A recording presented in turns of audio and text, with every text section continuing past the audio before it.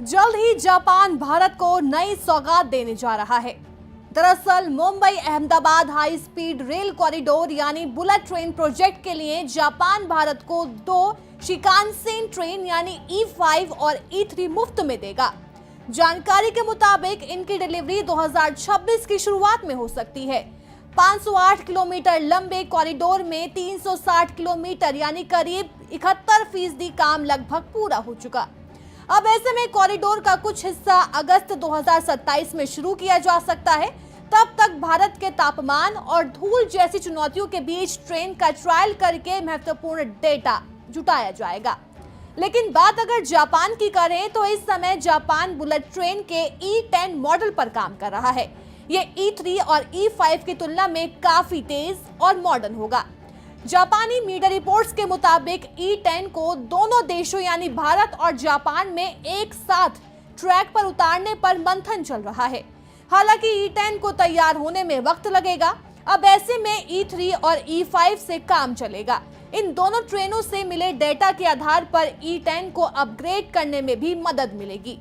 इन ट्रेनों में ज्यादा सामान रखने की जगह और कठोर मौसम में ढलने लायक बनाया जा रहा है।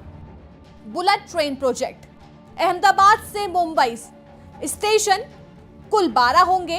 दूरी करीब 508 किलोमीटर की होगी। गुजरात में 352 किलोमीटर और महाराष्ट्र में 156 किलोमीटर की लंबी होने वाली है डेस्टिनेशन। और बजट की बात की जाए तो बजट 1.08 लाख करोड़ का होगा और इसकी डेडलाइन जो है वो 2026 तक होगी। E5 और E3 की खासियतें।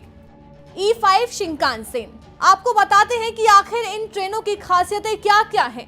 इस ट्रेन को हायाबुसा भी कहा जाता है। जापान में ये बुलेट ट्रेन 2011 में बनकर तैयार हुई। इसकी टॉप स्पीड 320 किलोमीटर प्रति घंटा है। हवा का प्रतिरोध रोकने के लिए इस बुलेट ट्रेन की नोज को 15 मीटर लंबा किया गया।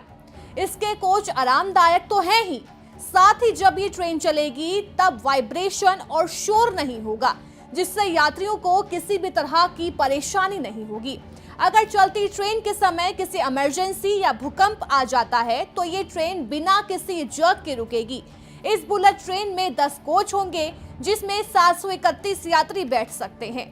अब बात कर लेते हैं E3 शिंकानसेन सीरीज की। 1997 में बनी इस ट्रेन को मिनी शिंकानसेन भी कहा जाता है। इसकी स्पीड की बात की जाए तो ये 275 किलोमीटर प्रति घंटा चलती है। ये ट्रेन साधारण और संकरी पटरियों पर भी चल सकती है। इसके अंदर शक्तिशाली मोटर्स, हाई एक्सेलरेशन और एफिशिएंसी से भरपूर है। इसमें 7 कोच हैं जिसमें 350 यात्री बैठ सकते हैं और साथ ही इसकी लंबाई 253 मीटर है। प्रोजेक्ट के लिए 25,000 लोगों की जरूरत। खास बात यह है कि जब ये प्रोजेक्ट शुरू होगा उससे पहले जापान में 1000 इंजीनियर्स, वर्क लीडर्स और टेक्नीशियन को वहां भेजकर ट्रेनिंग दी जाएगी। बुलेट ट्रेन ऑपरेशन में करीब 25,000 से ज्यादा स्टाफ की जरूरत होगी। इनमें locomotive driver, guard, station staff जैसे 4000 लोग चाहिए। यहाँ तक कि ट्रेनों की मेंटेनेंस के लिए साबरमती में बड़ा डिपो बनाया जाएगा। 2017 में रखी गई थी नींव। 14 सितंबर 2017 में मुंबई और अहमदाबाद के बीच बुलेट ट्रेन प्रोजेक्ट का इनॉग्रेशन किया गया था।